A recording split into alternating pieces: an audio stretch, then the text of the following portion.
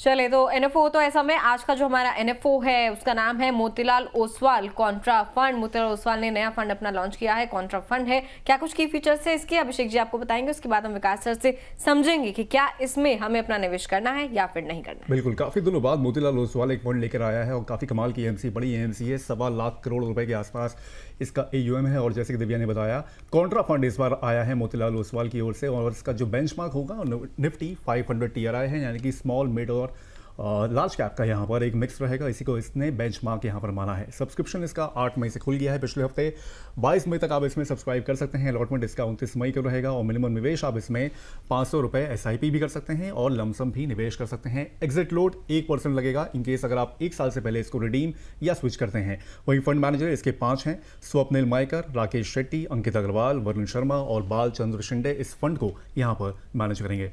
विकास sir, सबसे पहले आसान भाषा में हमारे दर्शकों को सर ये बता दीजिए कि कैसे ये फंड जो है वो काम करता है, कॉन्ट्रा फंड।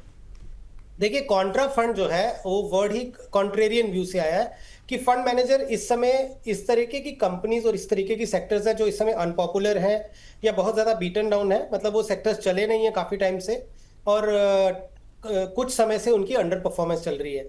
लेकिन एक व्यू है फंड मैनेजर का कि आज की तारीख में ये सब कुछ नहीं चल रहा, लेकिन आने वाले समय में ये सारे सेक्टर्स टर्न अराउंड होंगे और इनमें एक अच्छी रिटर्न की उम्मीद की जा सकती है।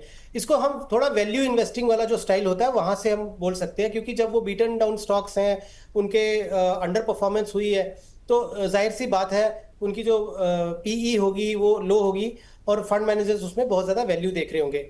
इसमें एक ही रिस्क होता है, इसमें प्राइस का रिस्क उतना नहीं होगा, यानी कि जो जो स्टॉक्स ये कंपनी में लेंगे वो अगर मार्केट थोड़ी और खराब रहती है तो बहुत जोर से और ज्यादा स्टॉक के प्राइसेस टूटने का डर कम होता है। इसमें टाइम करेक्शन जो होती है वो ज्यादा होती है, तो रिस्क किसका, टाइम का है, वैल्यू का नहीं है। विच मीन्स कि आप ये फंड अपने पोर्टफोलियो में आप ऐड कर सकते हैं, क्योंकि आगे ही देखें 1.5-2 साल से मार्केट ने बहुत ज्यादा रिटर्न नहीं दिया, लेकिन उसमें कुछ ऐसे सेक्टर्स या ऐसे स्टॉक्स जो बहुत ज्यादा अंडर परफॉर्म किए हैं इस खराब मार्केट में भी, अगर वहां पे कोई वैल्यू बायज मिल जाती है तो मार्केट साइकिल जब टर्न होगा और वो सेक्टर्स चल गए तो ये रिटर्न जो फंड है बहुत अच्छी रिटर्न दे सकता है। सो कॉन्ट्रा फंड जो है वो ऐसे निवेशकों के लिए है जिनके पास समय की कमी नहीं है।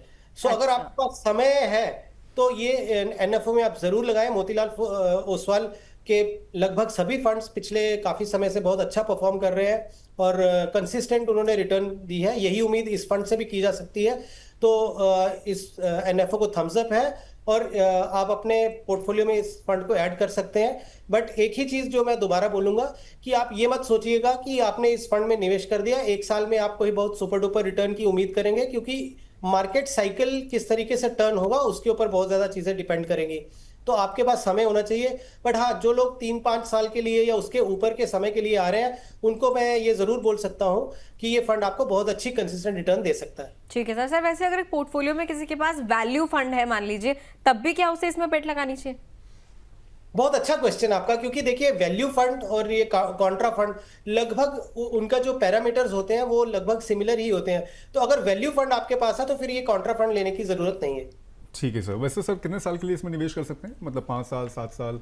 अभिषेक, कोई भी इक्विटी फंड आप देख लीजिए, 5 साल से नीचे तो नहीं ही निवेश करना चाहिए, क्योंकि अगर हमने ये मोमेंटम फंड नहीं है या हाई बीटा फंड नहीं है तो आप एटलीस्ट मैं बोल रहा हूँ कि फिर भी 5 साल का अगर आप नजरिया रखते हैं तो ये आपको एटलीस्ट 12-13% की एक जो CAGR है वो आप उसकी उम्मीद करें। क्योंकि आप देखें जिस तरीके की अभी मार्केट चल रही है, जियोपॉलिटिकल टेंशन्स चल रही हैं, ये ओवरनाइट सुधरने वाली नहीं लग रही। तो 3 से 6 महीने हो सकता है ये लग जाए चीजों को सुधरने में। तो किसी भी एक फंड को जब वो बिल्ड करना है, फंड मैनेजर को अपने जो स्टॉक बेट्स लेने हैं वो लेके फिर वो जो सेक्टर्स चलेंगे उसमें थोड़ा टाइम लगेगा। तो ऐसे केस में मुझे लगता है कि 5 year is a good time period कि आपको किसी एक फंड को एटलीस्ट देना चाहिए। ठीक है, 5 ईयर मिनिमम इस फंड को आप लेके चले अपने पोर्टफोलियो में। अगर आप इसमें निवेश कर रहे हैं तो सर कितना परसेंटेज ऑफ एक्सपोजर ठीक रहेगा, मतलब कोर पोर्टफोलियो का हिस्सा बनाने से या फिर सैटेलाइट का? नहीं, Contra fund can be A core portfolio Divya. तो इसमें मतलब आपको क्योंकि लंबा टाइम होराइजन में रखना है, कोर पोर्टफोलियो में आप इसको रख सकते हैं। और 5% 7% का, जैसे आप मान लीजिए कि आपने 6 फंड की बास्केट ली है तो उसमें से एक ये फंड हो सकता है। सो ओवर एक्सपोजर नहीं लेना चाहिए। बट हाँ, जो एक आइडियल आपने इक्वल वेट भी अगर रखा है, आपने मान लीजिए स्मॉल कैप है, मिड कैप है, फ्लेक्सी कैप है या मल्टी कैप फंड है, उसमें आपने एक कॉन्ट्रा फंड भी ले लिया तो एक इक्वल वेट जो डिस्ट्रीब्यूशन है वो कर सकते हैं इस फंड में।